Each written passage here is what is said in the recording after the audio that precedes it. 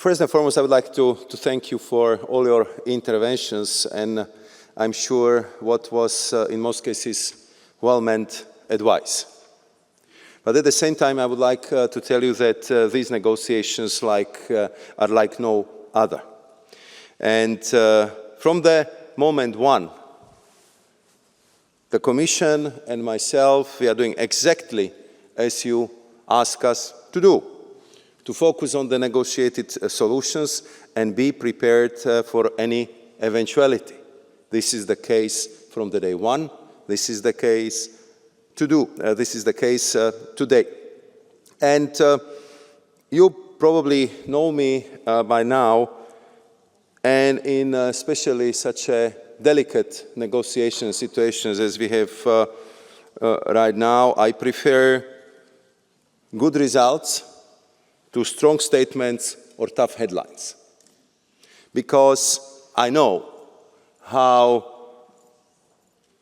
all this, what we are discussing with our American partners, would affect jobs, how it would affect economy, and how trade is important for the economic future of the European Union.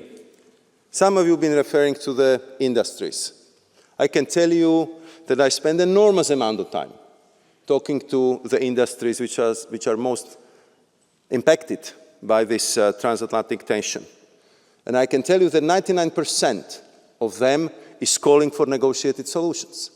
They've been built over the decades as a transatlantic supply chains. And they do not want to be caught in a crossfire of ever-growing tariffs from both sides. So I think that we have to invest as much as possible in negotiations, because the other alternative is always there.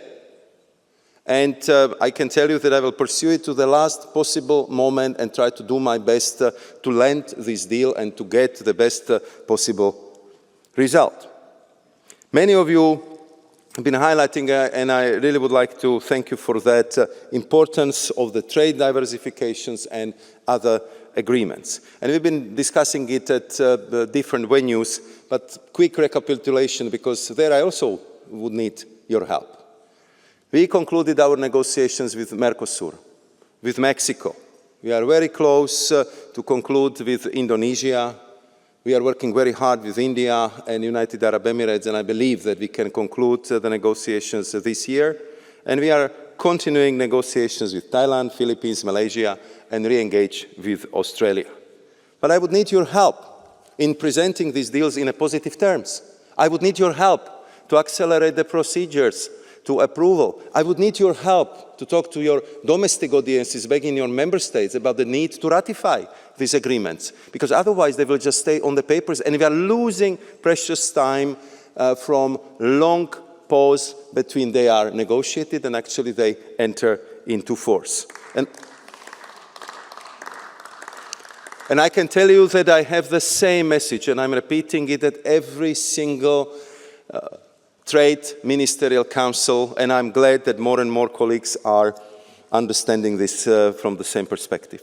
If you allow me one thought on our farming community. As you know, I was in intense discussions with our farmers in my previous mandate. I know how they feel, I know what they are worried about, I know how they've been overburdened by excessive reporting, and how they've been afraid about the possible trade deals which might negatively impact their well-being. Therefore, we are extremely careful when we negotiate agricultural chapters. Therefore, we are looking for the deals where the partners are net importers of our agri-food products, like Mexico, like UAE. And I think if you travel to these countries, just go to the store. And you will see that these are usually European brands with most of the agri-food products coming from Europe. We are, in fact, the global superpower in exporting agri-food products. More than 230 billion with a positive balance of 70 billion.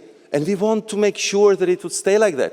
But I would really resent the picture that every trade deal we do, it's at the sacrifice of our farmers, because it's not true. And I'm ready to engage in any discussions together with Agriculture Commission Christopher Hansen, who is doing a fantastic job in being in touch with the farming community, who is helping me with negotiating these trade deals, because we want to have a fair deal for everyone. And in the current turbulent situation on a global trading sphere, it's very clear that we need new market access, and we need it now, because European Union economy is deriving half of its GDP from trading.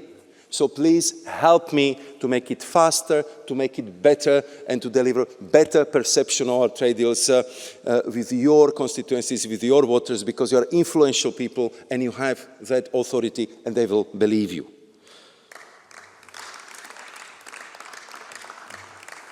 And if you allow me the last point, because I know how important it is for Mr. Warborn and for all the colleagues from INTA, WTO. I don't think I'm exaggerating when I can tell you that I have excellent relationship, personal and professional, with Dr. Ngozi, Director General of the WTO.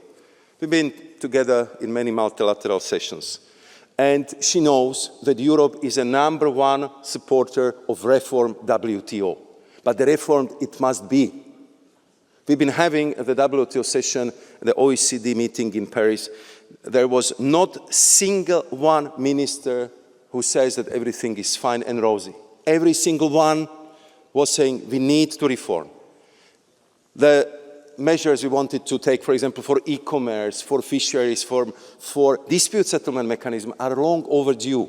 And I think we have to help WTO, we have to help Director General to reform this organization, and I think the clock is really, really ticking, and the next ministerial in Cameroon in the spring of 2026 would be absolutely crucial in that regard. So I can assure you that we fully understand the WTO, even in the current state with all the issues which are there, we consider it as absolute basic necessary platform for global trading practices, because these are the rules which have been built over 70, 80 years since the Second World War.